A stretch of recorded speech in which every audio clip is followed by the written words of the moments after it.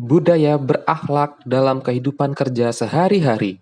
Selanjutnya, akan kita pahami bagaimana membangun budaya berakhlak ini untuk nilai berorientasi pelayanan, kompeten, dan harmonis di kehidupan kita.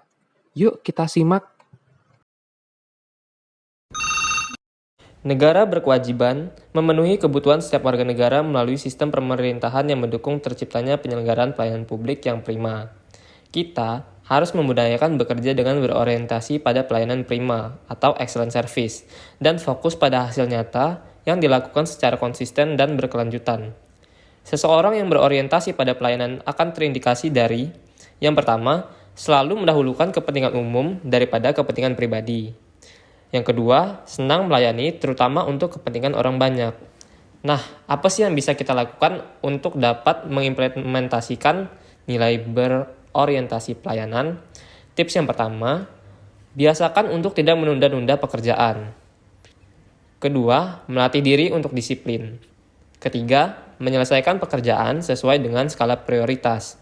Yang keempat, mempergunakan waktu secara optimal, terutama saat jam kerja. Dan yang terakhir, manfaatkan waktu luang dengan hal-hal yang positif dan produktif.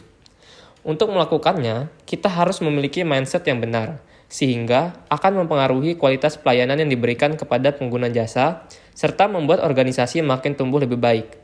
Hubungan kerja harmonis, dan respon pengguna layanan terpuaskan.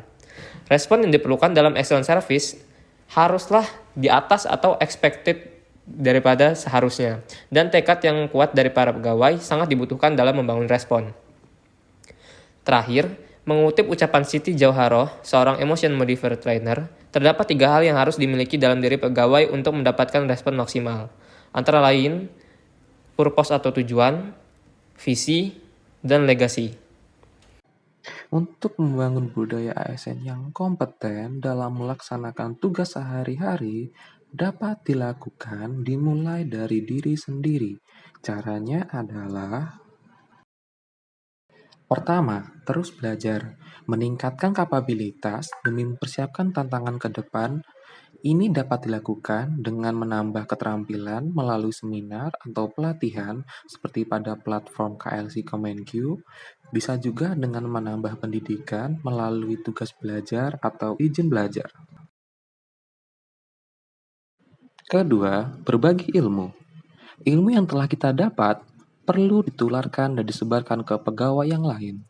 Cara yang paling mudah adalah dengan membagikan informasi positif yang kita dapat dan tidak menyimpan untuk diri kita sendiri. Ketiga, memberikan output maksimal. Bersemangat dalam bekerja dengan memberikan setiap hasil pekerjaan yang kita lakukan adalah kualitas terbaik dari yang kita mampu. Dengan menerapkan 3 hal ini, maka akan terbangunlah budaya berakhlak kompeten dalam bekerja sehari-hari.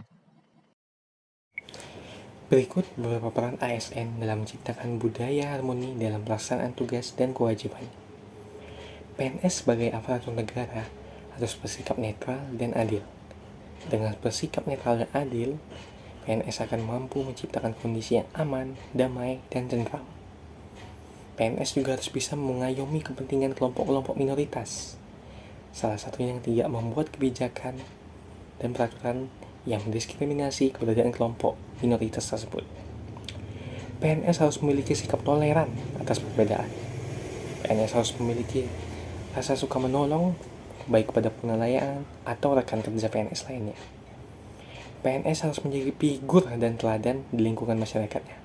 PNS harus menjadi tokoh dan panutan masyarakat yang senantiasa menjadi bagian dari pemberi solusi, bukan bagian dari sumber masalah. Upaya menciptakan suasana kondusif dan harmonis bukan usaha yang dilakukan satu kali dan jadi untuk selamanya, namun harus dilakukan berulang kali sehingga menjadi suatu kebiasaan.